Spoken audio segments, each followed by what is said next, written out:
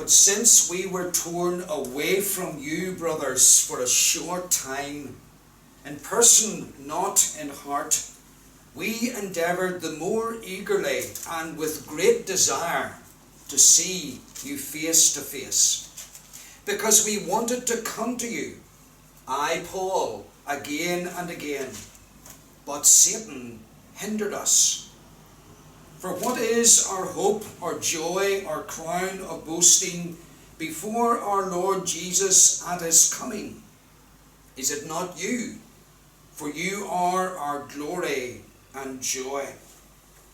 Therefore, when we could bear it no longer, we were willing to be left behind at Athens alone. And we sent Timothy, our brother, and God's co-worker in the gospel of Christ, to establish and exhort you in your faith, that no one be moved by these afflictions. For you yourselves know that we are destined for this.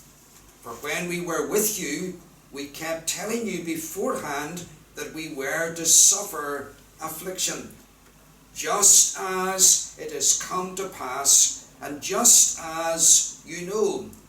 For this reason, when I could bear it no longer, I sent to learn about your faith, for fear that somehow the tempter had tempted you, and our labour would be in vain.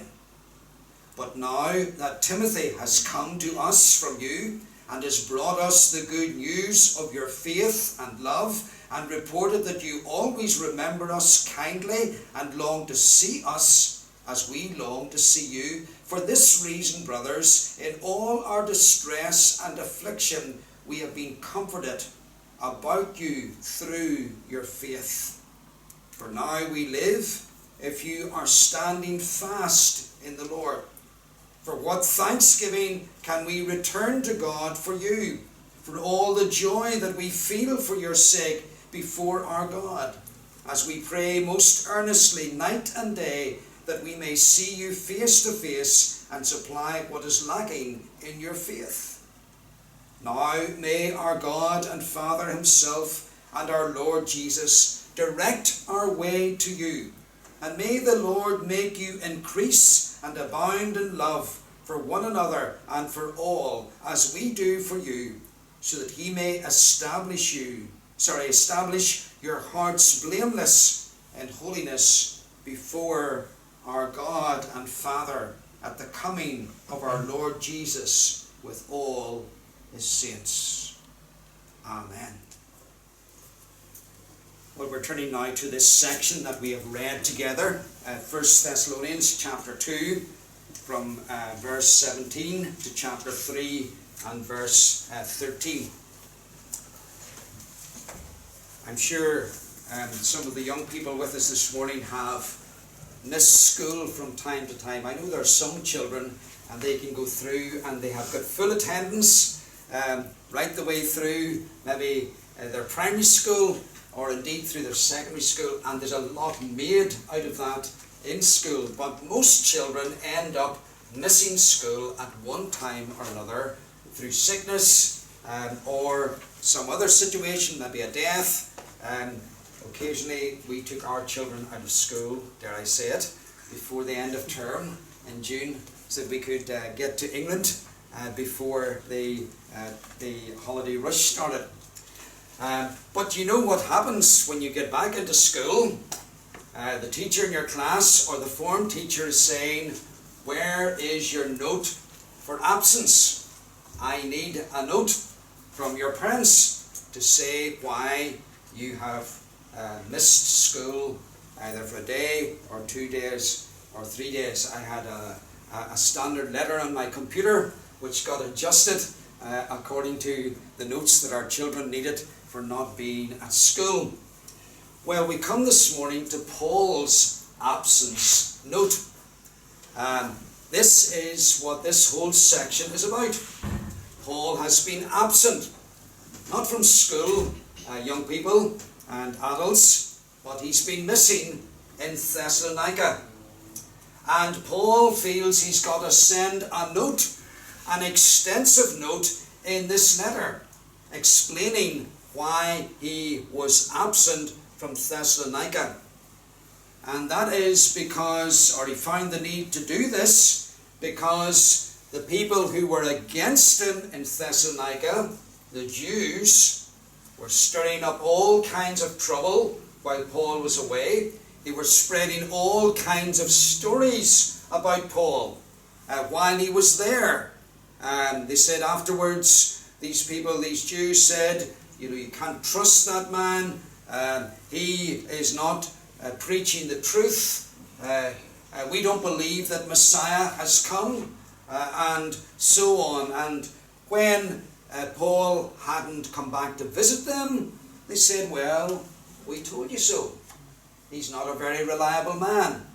And so Paul has to provide an absence note. He's doing that out of honour to his God and his Saviour, and out of the interests of the gospel in Thessalonica, and for the good of the church. Because you know what happens whenever people start spreading stories and rumours. They begin to take on a level of truth. It was Mark Twain that said, a lie is around the world before the truth has got its boots on. That's how quickly untruth and rumours can spread. And so that's the context here this morning.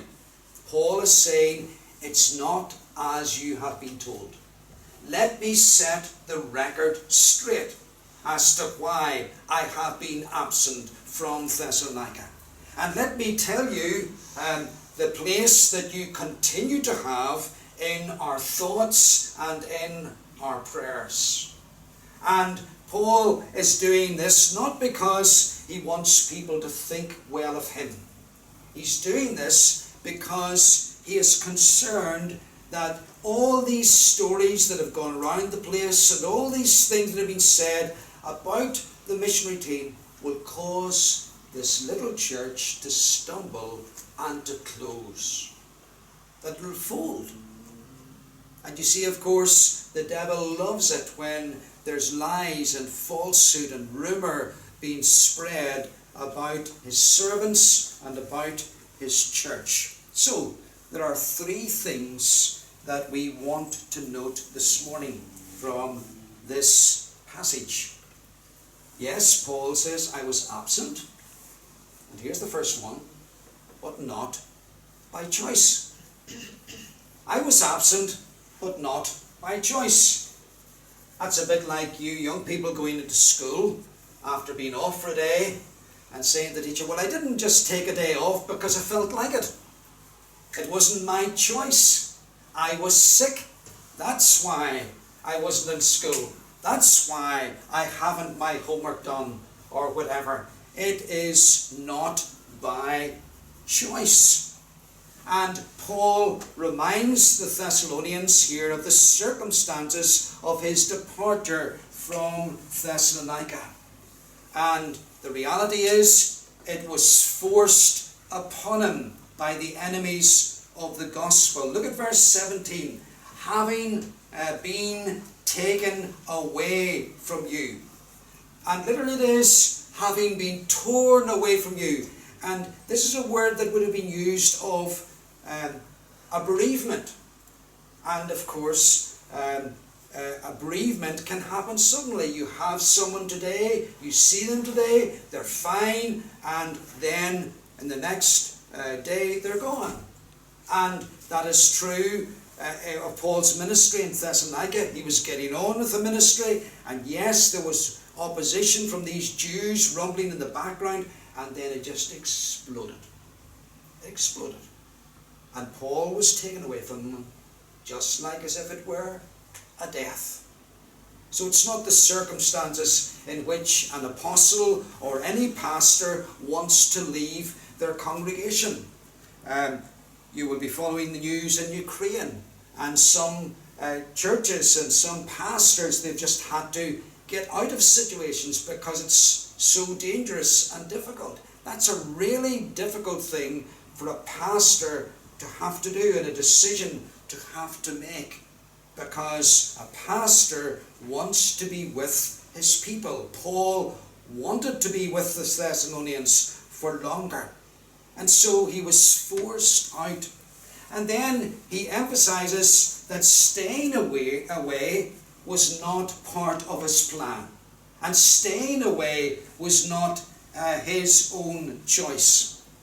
So it's a bit like, again, young people, you thought you were only going to be off for a day from school because of some illness, but it went on for a week or maybe 2 weeks. I remember staging my own primary 6, primary 7 education. It went from one thing to another, and it just seemed to be that I was off for a lengthy period of time. And again, not by choice. And Paul says, I haven't stayed away by my own choice. Look at verse 17. We endeavoured to see you. We endeavoured more eagerly to see you. Verse 18, then he says, literally it is, we pined to come to you. You know what it's like when you are looking after somebody else's dog for time when they go on holidays, and the dog keeps whimpering away at night. It's pining for its owners. It wants its owners. Well, Paul says that's the way we felt. We pined, we longed to come to you. And verse 18. And look at what he says. Especially I, Paul, I wanted to come to you. So let's scuttle all those rumours and those lies that are going around Thessalonica. Paul, you'll not see Paul again. He's a man that looks after himself. He's a man that you can't depend on. Paul says, no, that's not the kind of man I am. I want it in time and again. Not just once, but there was time upon time that I wanted to come to you. And it's clear when we come through to verse 10 that Paul is praying about this night and day, praying exceedingly that we may see your face. So he's absent despite prayer. He's prayed to God to open up the way for him to go back to Thessalonica. So absent, but not by choice. So Paul, what is it then that should persuade us that this was not your personal choice? How do you explain it, Paul? The fact that you didn't come back. Look at what Paul says in verse 18. But Satan hindered us. The word there literally for hindered is Satan roadblocked us. Satan roadblocked us. Couldn't get through. And that's a very, very strong term that Paul uses. And it does show to us the influence, the power that Satan does have, but it is always under the greater power of God. And it's always by the permission of God.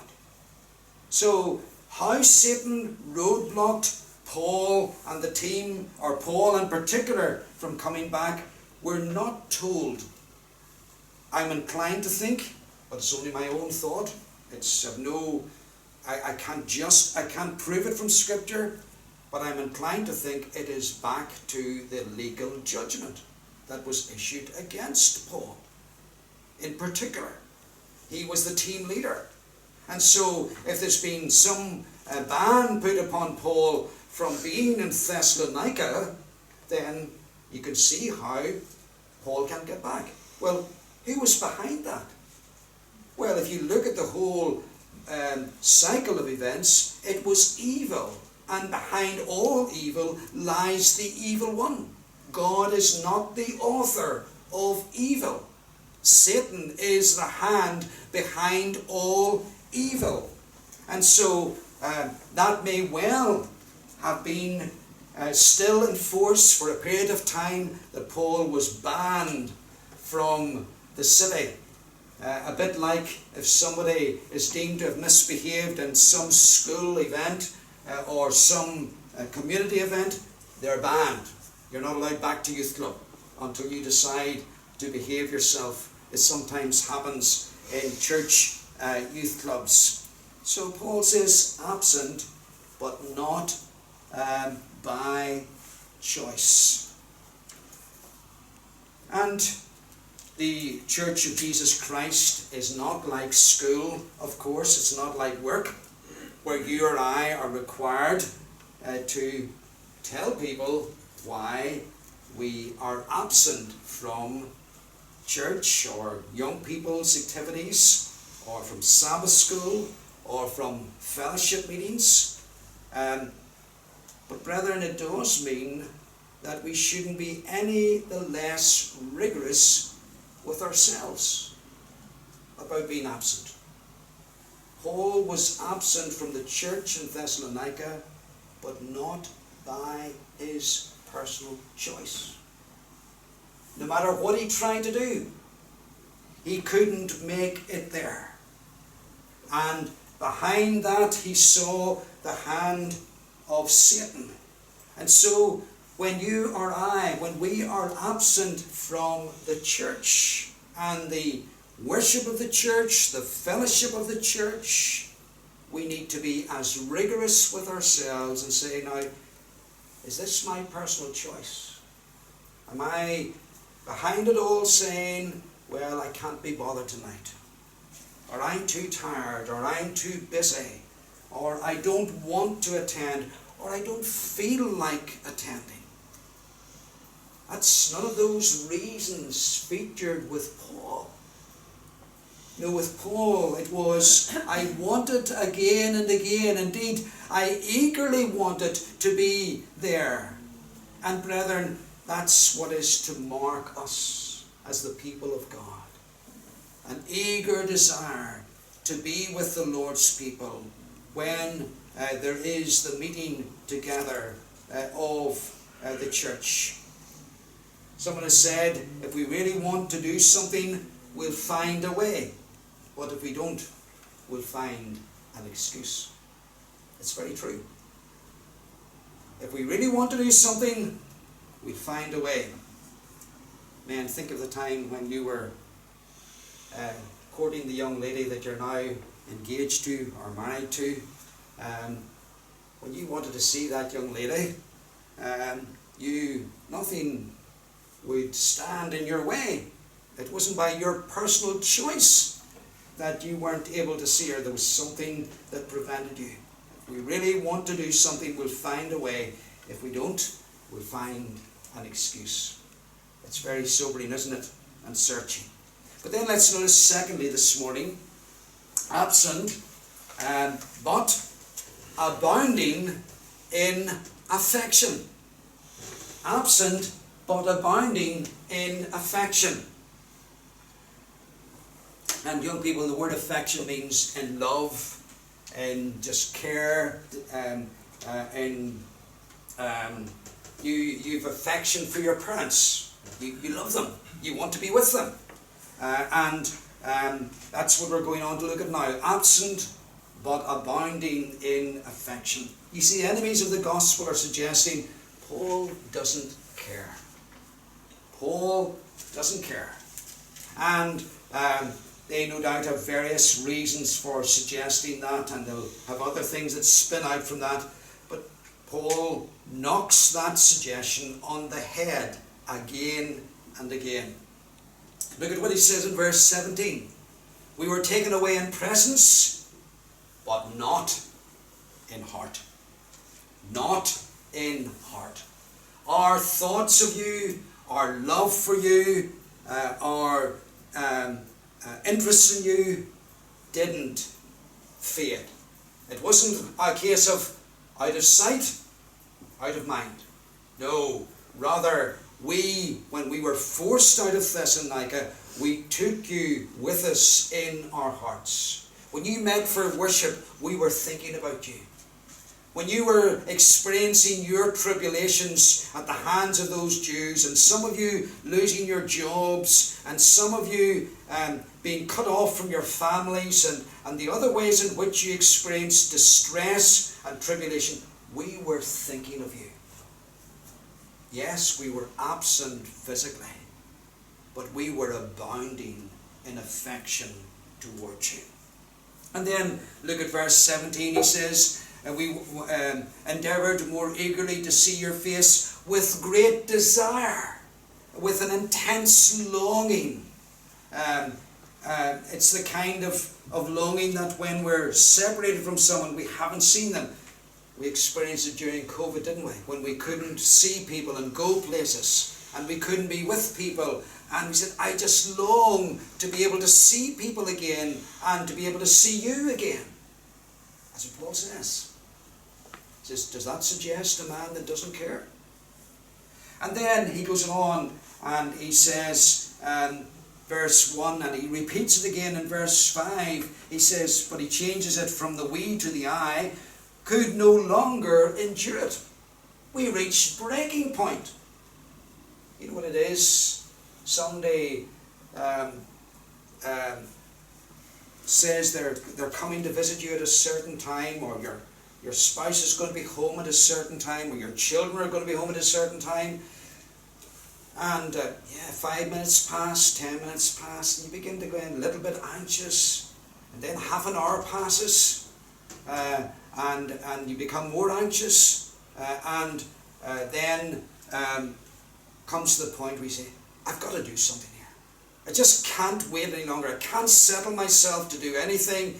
And you're marching, pacing back and forward, and a bit on edge. If anybody says anything to you, because this is going on in your mind, you're on edge. And Paul says that's what we were. We could no longer endure it. We were at breaking point. We were just so concerned for you because we knew the kind of situation that we left you in. And he said, verse 5, I could no longer endure it. So what did he do?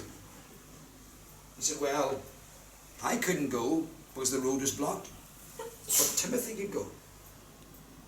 And he says, Timothy is a man that I depend upon greatly. He's my right-hand man in the gospel. And that's why he uses these phrases. He's a brother and a fellow labourer in the gospel of Christ. He doesn't want them to think, well, actually, it was no big deal for Paul to be without Timothy for a couple of weeks. No, Paul wants them to realise that it was like giving them his right arm. Because Timothy was so indispensable to him in the gospel. And then bear in mind where Paul is by this stage. He was in Athens. Athens, the place where there was so much false religion. Athens, the place where this was the highbrows, this was the intellect of the whole of Greece, and they were willing to take on anyone for an argument. And Paul felt that. And Paul says, I sent Timothy because I reckoned I could survive better without Timothy than not knowing what was happening to you. And so that's the intensity of his affection for these believers in Thessalonica.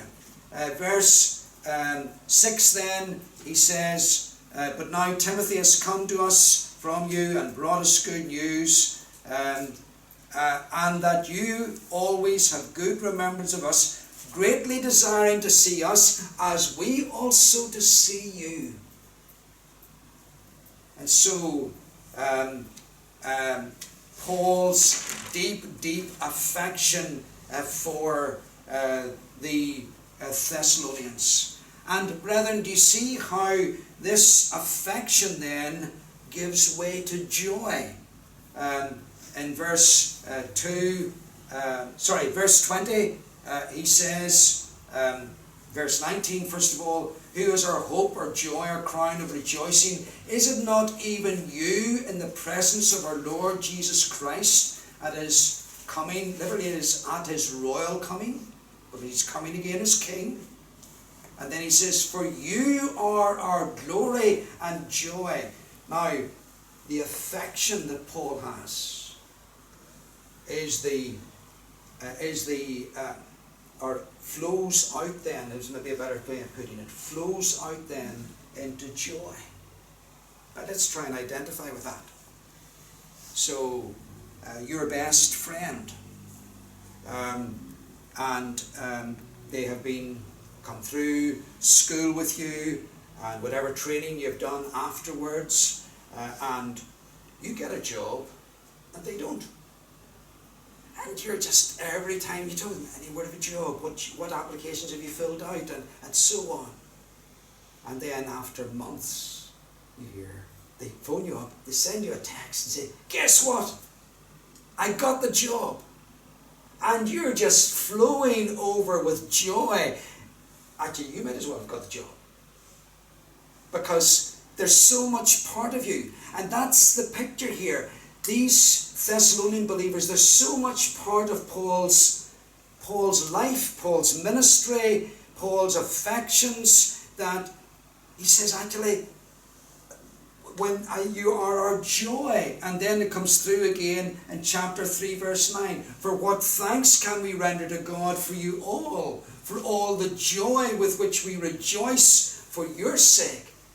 The joy is just flowing out of him like a river, as he thanks God for the good news that Timothy has brought back about the Thessalonians, that they are standing firm in the midst of many, many challenges. And so he's absent, but he is abounding, overflowing in affection, which then overflows in joy. Sometimes the Church of Christ gets criticized and for not being joyful, not being a place of joy, and that may well be deserved.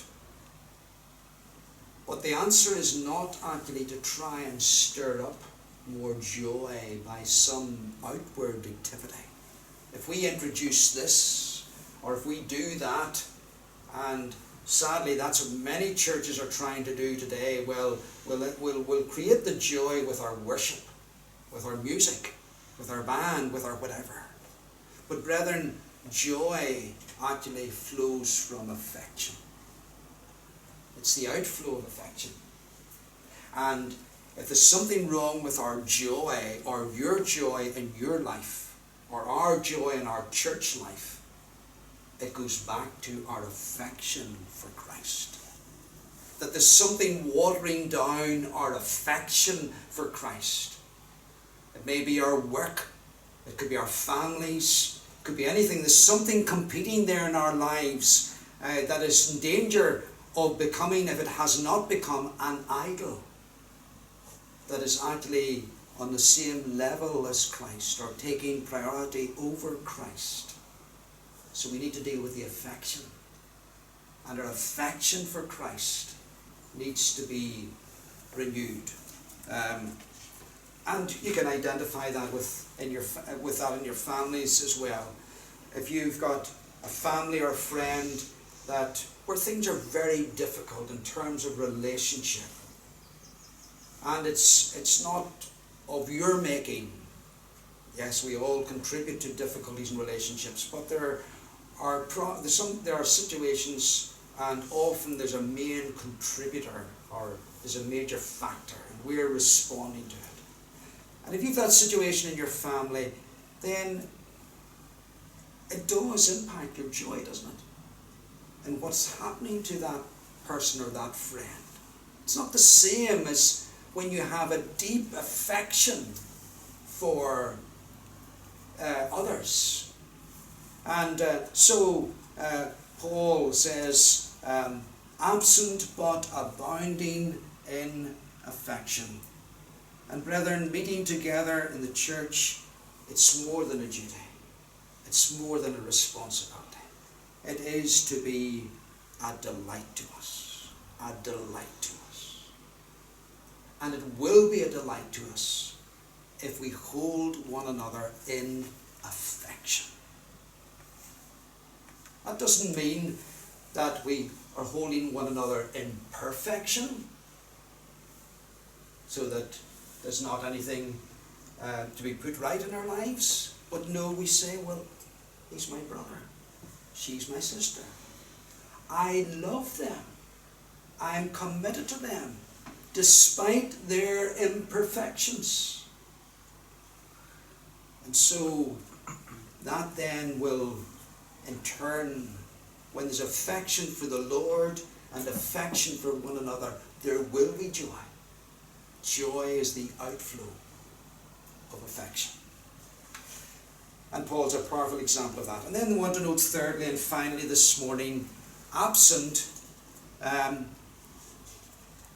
but wanting their progress. Absent but wanting their progress. These teachers probably were saying, you know something, Paul has come and gone, and here today, gone tomorrow. And if you're going to be waiting for Paul to come back, you'll be waiting for a long time. You know, you people that left us Jews, you'd be better back in with us. You know, and you'll do better with us than you will over there, waiting for this Paul that you're never going to see again. And so Paul's having to deal with that issue as well. They're suggesting Paul's not bothered about you. Paul's motivated by his own well-being. That's why he fled. And so a third feature of Paul's absence note is his intense concern for their ongoing progress in the faith. A young person misses school a great deal. A teacher might be forgiven for saying, well, actually, you know, you don't really like school. And you're not going to make much progress in school. But a good teacher will want to see beyond that, and the best teacher will want to see beyond that and try to draw the child or young person in so that they are progressing. And that's what Paul's big concern is here. Paul realizes how hostile an environment they are located in. He realizes how much distress and tribulation they have experienced. And look at verse 3, where he says, here was his concern for them. In verse 3, that no one should be shaken, no one should be knocked off course, he says. That no one should be knocked off course by what has happened. That's literally what it means. That's a desire not for his personal ego. It's a desire for their spiritual well-being, their progress. And then verse 5, look at it again, he says, puts it another way, lest by some means the tempter had tempted you, and our labour might be in vain. Paul, yes, does have a sense that he is to be a faithful servant, and he will give account for his labour, but the focus here is that Satan might have been able to stir things up for them to the point that say, you know, it's not worth it. It's not worth it. I'd rather have my job than have this Christ. I would rather have my family than have this Christ. I would rather have my friends. Young people, that's a real temptation, isn't it? I'd rather have my friends. Temptation between siding with our friends or with Christ. And you see, that's the devil behind it, Paul says. He says, I was concerned lest the tempter had tempted you and said, well, you know, this is more important than Christ. Pushing Christ from the foreground in our lives into the background of our lives. And so that's him expressing it negatively, if you want to put it like that. Because the events could have shaken them, and the devil could have used those things to have tempted them to pull away. But then look at how he puts it positively. He puts it positively with regard to Timothy's visit. Timothy wasn't just in a fact-finding visit. Well, Timothy, go off and get back as quickly as possible and find out how those folk are doing. And bring us a wee report. No, look at verse 2. And sent Timothy, our brother and minister of God, and fellow labourer in the gospel of Christ, to strengthen you and to encourage you concerning your faith. Notice actually again and again, verse 2, your faith. Verse 5, your faith. I sent to know your faith. Verse 6, brought us good news of your faith. Verse 7, concerning you, we were comforted concerning you by your faith. Verse 10, that we may see your face and perfect what is lacking in your faith. Paul's not interested in himself. He's interested in them. He's not in it for the money, as these people are saying, these Jews. No, he's in it for them, for their faith, their walk with Christ. And so he's desiring their progress. And Timothy is there to strengthen or to buttress. It's what you would do when you see a wall. Well, actually, no, let's not use a wall. The strong winds have been around. And you see those lovely wooden fences that the builders put up. They look so nice when they go up the first few weeks. And then you give them 5-10 years. And we've a number in Meadow Farm, and they've had to be buttressed because the wind brought them down. They've had to have a prop put against them. And so Paul has sent Timothy to buttress them just in case they're beginning to tilt away. You see, that's part of gospel ministry. And it's part of a sign of a pastor, an apostle who loves people and loves their fellow Christians when they want to buttress them. Because they see them beginning to maybe just tilt a little bit with the winds of life that are raging against them.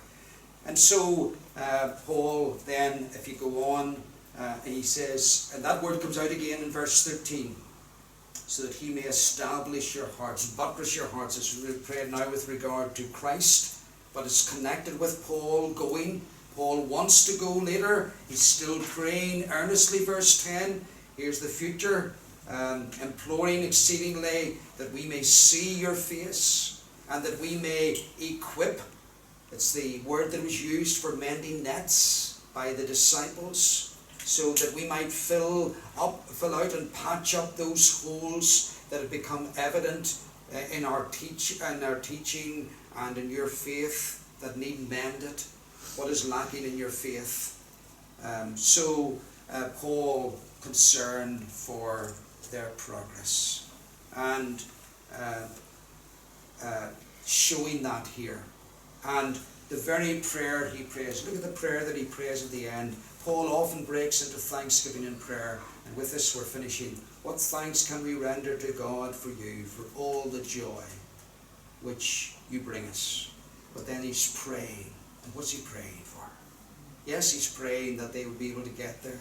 He's praying that he might have future ministry to them. But above and beyond that, he's praying that the Lord will make you increase and abound in love to one another. So he's thinking about their affections for one another. And he's thinking about their growth. And he's thinking about them being established more in the faith. And brethren, let's realize the you here is always plural. We don't get that distinction in English any longer. But it's the context of the church. That's where we get strengthened. That's where affection, you can't show affection to the people of God at home, by staying at home. You show affection when we're with one another, by joining together, praying for one another, giving thanks for one another, encouraging one another, and wanting that we will increase and abound. So, brethren, whilst Paul's absence note, there's a huge amount here which shows us how the church should function. Absent, but not by choice. Let's only be absent from the means of grace when it is not of our choice. It's beyond our control, completely and utterly. And let's, when we're absent, be abounding in affection for one another, and the importance of that, and that leads to joy. And then absent, but when we're absent, what are we wanting for our brethren? What are we wanting for ourselves? We're wanting growth in the church together, progress in the church together. Amen.